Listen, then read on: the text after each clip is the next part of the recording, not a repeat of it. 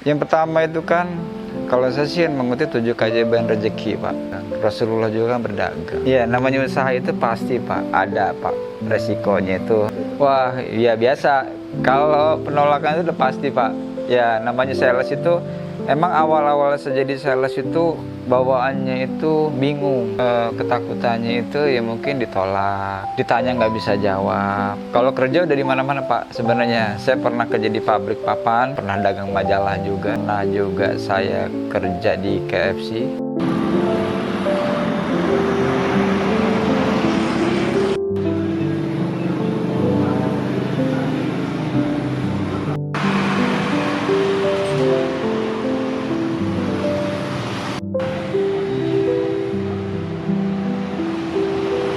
Assalamualaikum warahmatullahi wabarakatuh.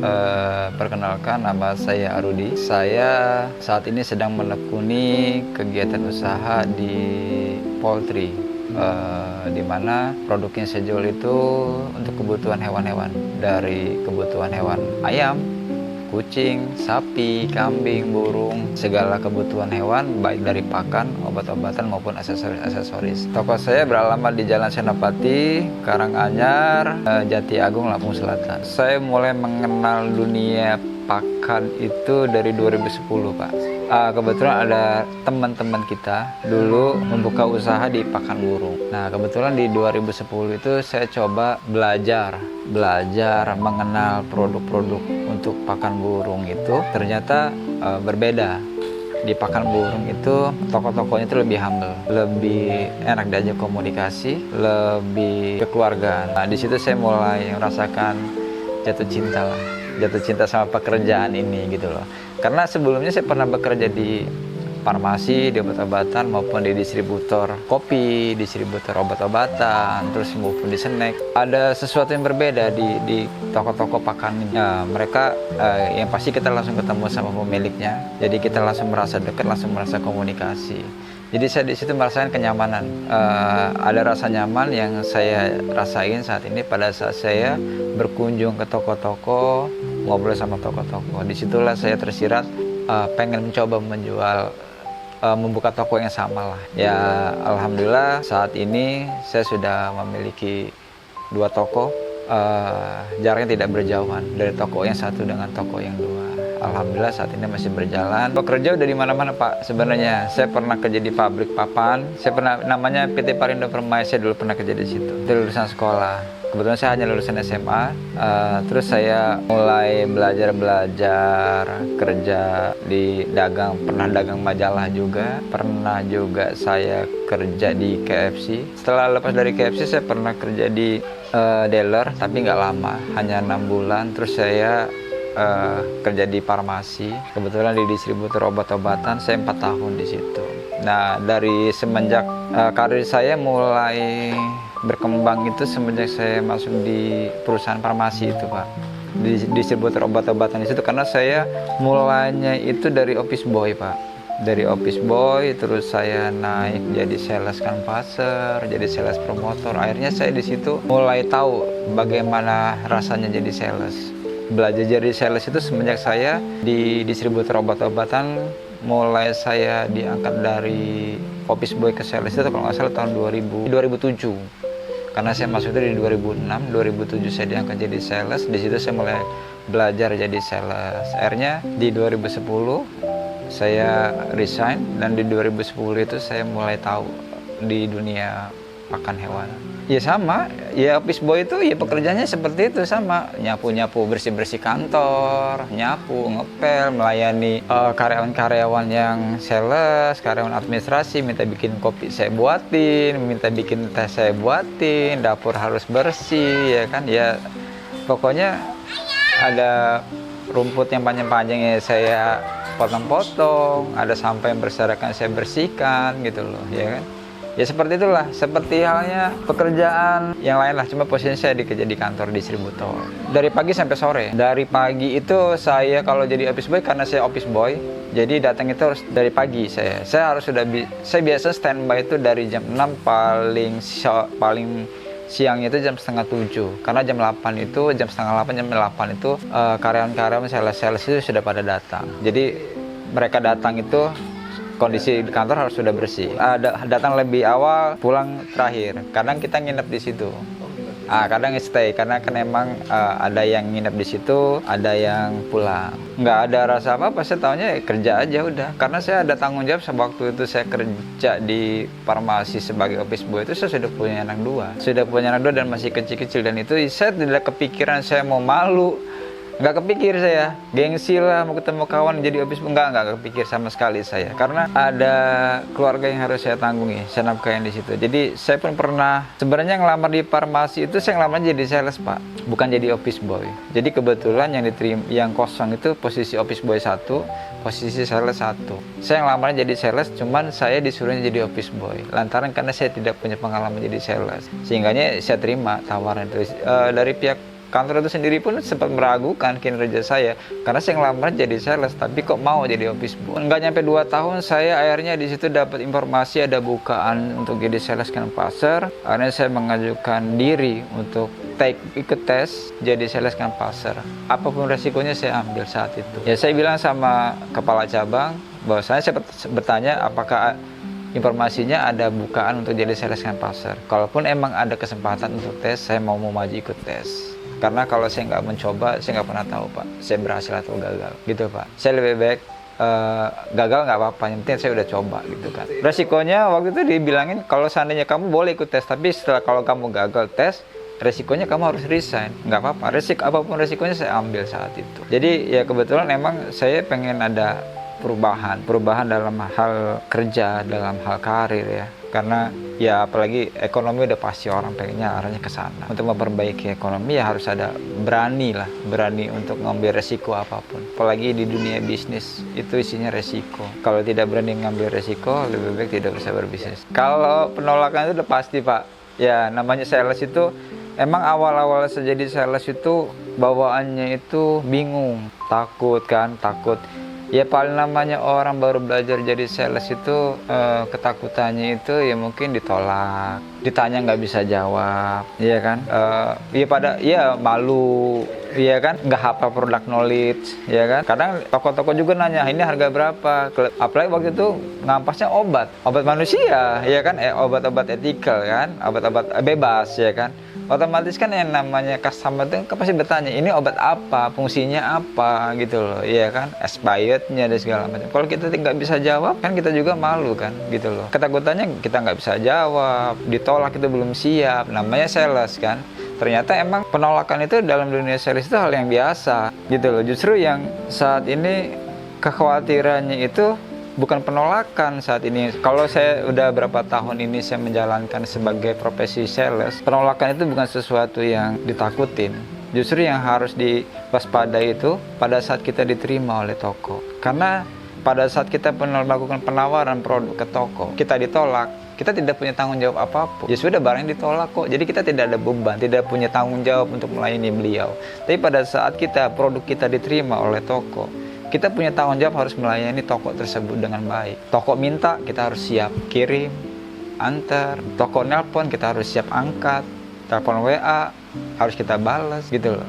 Pada saat mereka barang, pasti semua supplier pasti mengalami kekosongan barang. Pada saat barang kosong, toko pada minta, kita belum bisa mengirim, bagaimana melayaninya, menyikapinya.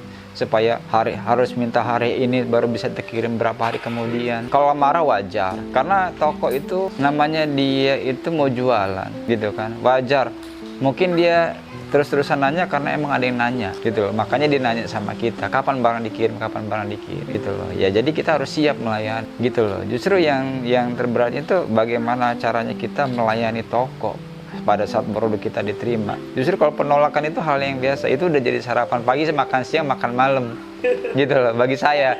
Jadi saya tidak pernah ditolak, ya sudah. Jadi tidak ada tanggung jawab yang sangat besar apabila produk saya lagi ditolak saat itu. Target itu pasti. Kalau namanya jadi sales itu kan omset sebenarnya gitu loh. Ya kan, cari omset. Ya sebenarnya betul memang cari omset. Cuman menurut saya, dari pandangan saya, sebagai sales itu bukan omset yang dicari, tapi pelanggan yang dicari. Baik itu maupun kita jadi sales ataupun kita buka toko, tetap kita butuh pelanggan. Karena kalau kita punya barang banyak, kita nggak punya pelanggan pun nggak akan kejual. punya stok sedikit pun, kalau kita nggak punya pelanggan, barang itu tidak terjual. Tapi kalau kita punya pelanggan, sebanyak apapun barang yang kita punya, itu pasti bakal habis terjual. Jadi sebagai sales itu bukan omset yang dicari, tapi pelanggan yang dicari. Iya.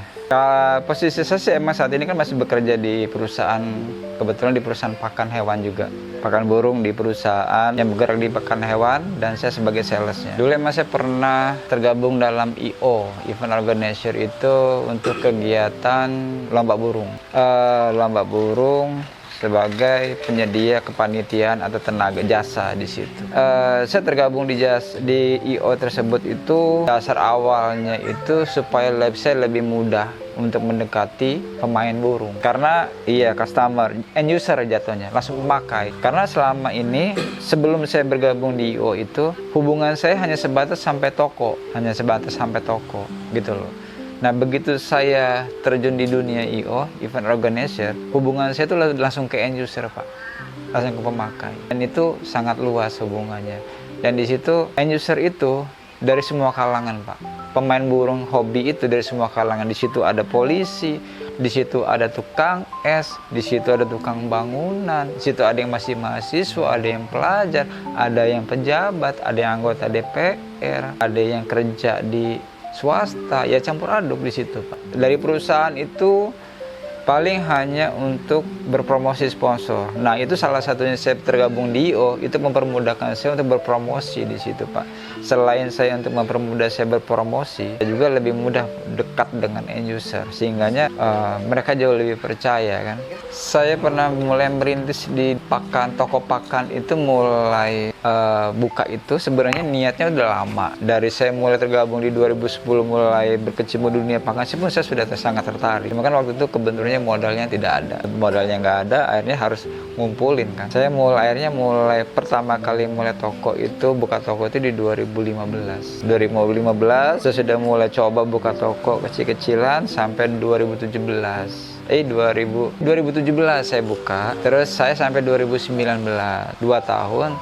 Terus toko itu saya tutup karena menurut saya ya kita kebetulan ada rezeki lokasi tanah, kita lelang barangnya untuk membantu jual tanah, jual barang yang dari toko, kita lelangin untuk bangun rumah tempat tinggal dulu. Jadi kita utamakan tempat tinggal dulu, karena sebelum kita masih ngontraknya pindah sana pindah sini gitu kan. Jadi ngontrak itu lama sekali. Ngontrak itu saya sama tempat tinggalnya saat ini jatuhnya udah 10 kali pindah. Ya ini insya Allah jadi tempat tinggal yang terakhir lah, jangan lagi pindah-pindah lagi. Harapannya sudah menetap di rumah ini, udahlah saya maunya tetap di sini. Kalaupun emang ada rezeki, kalau emang harus punya rumah lagi, ya kemungkinan itu buat anak-anak gitu loh. Kalaupun emang itu untuk rumah yang kedua, rumah ketiga yang mungkin bisa dibarisin buat anak-anak. Kalau yang toko itu ditangani sama istri, jadi pekerjaan saya tidak terganggu. Saya masih fokus di pekerjaan saya, istri yang bantuin saya untuk mengelola usaha toko itu.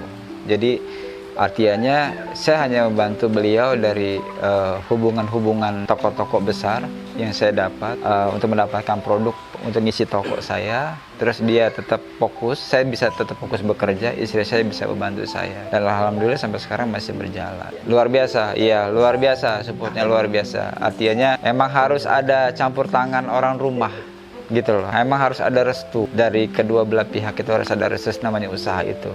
Karena emang terkadang usaha itu, karena yang suka matahin semangat kita buat usaha itu kadang bukan orang lain, bukan orang jauh, cuma kadang-kadang sebelah kita sendiri. Kadang-kadang tidak dapat dukungan. Saya mau usaha ini, saya pernah mau coba usaha kuliner, istri saya nggak dukung, ya sudah kita nggak jalan gitu loh. Karena emang namanya usaha itu harus gotong royong, Pak, harus sama-sama saling dukung. Kalau nggak didukung itu, ya perjalanannya ada aja. Ya namanya usaha itu pasti, Pak, ada, Pak, resikonya itu. Ya hal-hal yang seperti yang tadi disebutkan tadi itu yang namanya uang dipakai orang, itu udah pernah ngalamin. Cuman tidak menyurutkan semangat kita untuk tetap terus berusaha. Kalau menghilangkan resiko di dunia dagang bisnis itu susah. Yang bisa itu meminimalisir resiko. Karena orang bisnis itu isinya emang resiko kita bersaing sama orang lain, resiko kita dimakan sama orang lain, dibohongin sama orang lain, udah pasti resiko. Pernah, tapi kan tidak menyurutkan semangat kita untuk tetap berusaha. Jadi ada kalimat baiknya itu, karena emang mungkin niat kita sudah tulus Pak, niat kita mungkin lillahi ta'ala. Kita berdagang pun nggak seperti orang-orang yang mungkin punya pegangan ini itu, saya modal bismillah, mungkin niatnya sudah tulus. Jadi kalau diawali dengan karena Allah, jangan pernah takut hancur hanya karena tangan manusia. Kadang kan usaha kita hancur itu karena ulah tangan manusia Pak. Kita dibohongin sama orang, dimakan sama orang, ya itu kan ulah tangan manusia. Bisa jadi salah satu teguran juga buat kita, mengingat juga kan bahwasanya mungkin ya perbanyak aja lah sedekah, mungkin kan bisa jadi kan, tapi tidak menyuruh kita untuk usahanya bangkrut, udahlah kapok lah. Kalau kita punya rasa kayak gitu Pak, susah berkembangnya nanti. Justru orang yang berani ambil resiko itu kadang-kadang orang yang jauh lebih baik menurut saya sih. Ya mungkin dari kehidupan saya pribadi dulu Pak ya, karena saya ini dilahirkan dari keluarga mungkin tidak mampu, orang tua saya ini. Terus saya sebagai anak pertama, anak tertua di keluarga saya dari 4 saudara, dan saya sebagai seorang laki-laki, ya mungkin punya tanggung jawab bagaimana caranya bertahan hidup lah, intinya bertahan dalam segala hal, ya dari keluarga yang tidak mampu, tapi bagaimana caranya untuk menjadi cara yang cukup. Untuk belajar berbisnis ini jangan pernah takut gagal yang pasti ya Pak ya, karena kebanyakan orang itu tidak maju dalam usaha karena dia takut akan kegagalan. Tidak sedikit orang yang sudah punya jabatan berusaha pun gagal. Ada yang sudah pernah dia bekerja jadi kepala cabang, berhenti terus mulai usaha pun gagal. Berarti usaha itu tidak harus menjadi punya titel, tidak harus pintar, tidak harus punya jabatan. Usaha itu modalnya itu yang penting bagi saya sih, yang penting berani, nggak takut sama resiko, harus berani keluar dari zona nyaman, jangan terlena sama hal-hal yang bikin kita tidak berkembang gitu loh Pak. Ya motivasi saya sih sebenarnya pengen usaha itu supaya saya bisa membahagiakan orang tua saya. Yang pertama itu bisa membantu orang lain, membantu keluarga saya, saudara-saudara saya. Karena saya ngerasa tergerak hati saya, tergerak mental saya mulai berani mau mulai usaha itu karena lingkungan keluarga saya banyak yang tidak mampu, banyak juga pasti mengalami yang nganggur-nganggur. Saya mau angkat-angkat orang-orang yang menganggur-nganggur itu, baik dari keluarga saya maupun dari lingkungan, ya mungkin bisa jadi pahala buat saya. Mungkin itu yang saya tergeraknya, makanya saya kuat. Mungkin saya ini usaha saya yang keberapa kali ya, saya pernah mengalami kegagalan berkali-kali sebenarnya, nggak kayak itu Pak. Tapi saya nggak pernah kapok memulai usaha, karena mungkin karena saya belum tahu caranya aja Pak. Iya, belum tahu caranya aja. Tapi setiap saya mau mulai usaha baru, ya saya harus punya cara yang berbeda. Karena kalau yang kemarin sudah gagal dengan cara yang itu, jangan pakai lagi caranya. Itu aja Pak. Tapi kalau bangga mungkin ada rasa bangga. Cuma saya juga tidak mau berbesar hati. Ya karena saya takutnya ini ujian juga kan. Gitu loh Pak. Cuman alhamdulillah tapi sampai saat ini anak-anak saya kuliah. Kenapa saya kuliahin? Supaya jangan seperti orang tuanya yang pendidikannya cuma SMA. Harapannya, saya menaruh harapan sama anak-anak itu punya pendidikan yang jauh lebih tinggi, supaya punya wawasan yang jauh lebih luas, punya pandangan yang jauh lebih luas. Karena di kampus itu banyak bahasa-bahasa intelektual yang mungkin saya tidak bisa pernah pelajarin. Saya pernah nggak ngerti bahasa-bahasa intelektual yang mungkin saya nggak pernah tahu artinya apa. Itu mungkin anak saya mungkin bisa belajar di situ. Hubungannya bisa jauh lebih luas, mungkin bisa membantu orang tuanya ke depannya. Apabila usaha orang tuanya berjalan, dia mungkin bisa berpikir, bisa mengembangkan lagi lebih besar lagi. Karena pemikiran orang tuanya mungkin masih monoton itu aja, karena hanya didasari dengan lulusan SMA.